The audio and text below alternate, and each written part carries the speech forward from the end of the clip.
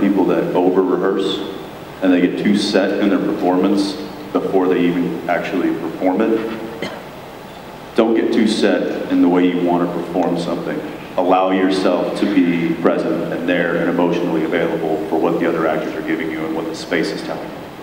We actually have a lot of people also, and we'll look at each other and be like, oh my God. Because we'll have people, we'll do a scene and we're filming with somebody and it's our coverage first, so the cameras are facing us over their shoulders.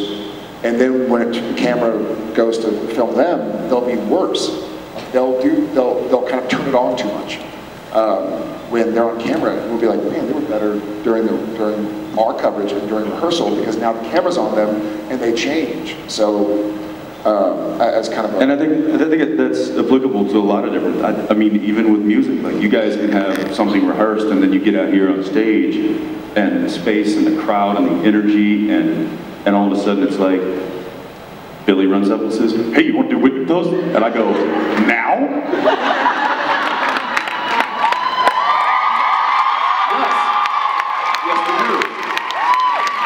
Billy was emotionally available for that moment.